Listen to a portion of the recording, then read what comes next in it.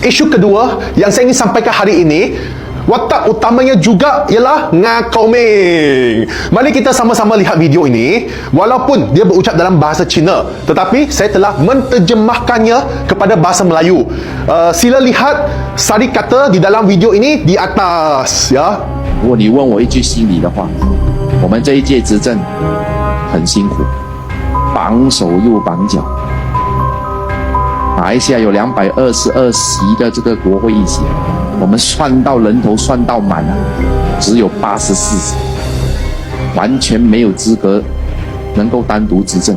所以我希望在这新的一年里面，希望联盟会全百尺竿头，全力以赴。我们恳恳地呼吁全国的选民，来届大选，让西蒙能够赢112，可以顺利执政，全面改革，不用绑手又绑脚。What the hell was that all about? Nga Koming, dia ingat dia sendiri sangat pandai. Apa yang dia kata dalam bahasa Cina, dia ingat orang Melayu tidak tahu. Tetapi dia silap. Dia tidak jangka tiba-tiba wujud Albert Tay. Saya bersedia membantunya terjemah kepada bahasa Melayu untuk memberitahu seluruh rakyat Malaysia apa yang dikatakannya. Nga Koming kata pentadbiran sebagai kerajaan untuk penggal ini sangat susah. Kasihan dia. Susah dia kata. Kerana tangan dan kaki mereka diikat. Ya alamak. Okey, kita semua tahu dalam kerajaan Madani hari ini, parti terbesar adalah Pakatan Harapan. Seterusnya adalah UMNO Barisan Nasional, dan parti yang ketiga terbesar adalah gabungan Parti Sarawak GPS. Kan? Oleh yang demikian, perkara ini sangat menarik perhatian orang ramai, sebab kita ingin tahu siapa yang hebat sangat yang boleh mengikat kaki dan tangan ini Pakatan Harapan dalam kerajaan. Nga Koming mendakwa Pakatan Harapan hanya mempunyai 84 kerusi parlimen, tidak layak untuk memerintah sendiri. Justru itu telah menghalang mereka melaksanakan reformasi secara menyeluruh. Okey, sangat dahsyat tuduhan Nga Koming ini. Apa yang dikatakannya telah menuduh UMNO, BN, Barisan Nasional dan GPS yang ikat tangan dan kaki Pakatan Harapan sehingga kerajaan Madani gagal melaksanakan reformasi, iaitu perubahan secara menyeluruh. Aduh. Okey, hari ini baru saya tahu bahawa Pakatan Harapan gagal menunaikan janji reformasinya kerana semuanya adalah salah parti politik lain, terutamanya UMNO, BN dan GPS yang berada di dalam ini kerajaan Madani hari ini. Menurut dakwaan Nga Koming, segala kegagalan reformasi adalah berpunca daripada rakan segabungannya. Seolah-olah rakan segabungannya yang silap, yang bodoh. Mereka seolah-olah tidak berguna langsung. Segalanya bukan tanggungjawab pemimpin Pakatan Harapan, terutamanya DAP. Aduh, apa ini? Dia cuba mengalihkan tanggungjawab tentang kegagalan reformasinya kepada parti-parti lain.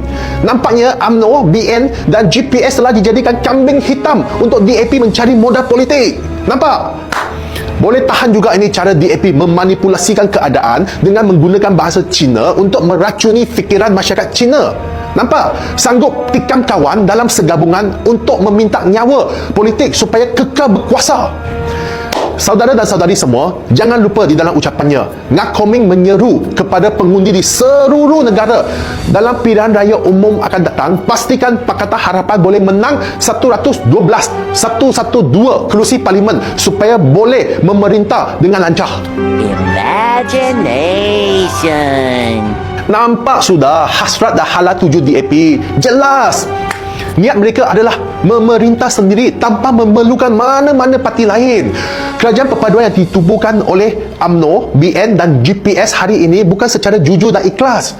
Pakatan Harapan hanya mengambil kesempatan kerana tidak cukup nombor untuk tubuh kerajaan. Masing-masing mempunyai motif tersembunyi.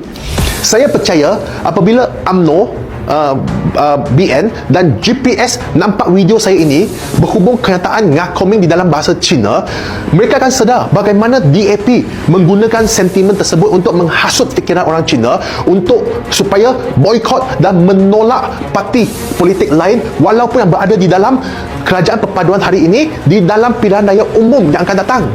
Jika Pakatan Harapan berjaya mendapat 112 kerusi parlimen dengan memerintah sendiri, UMNO, BN dan GPS tidak lagi mempunyai kegunaan atau nilai politiknya. Pasti mereka akan ditanam oleh Pakatan Harapan. Lihatlah, percaya saya. Saya betul-betul tidak faham mengapa sekumpulan orang yang mempunyai niat tersembunyi saling tikam menikam. Dia tikam kamu, kamu tikam dia. Boleh bekerjasama.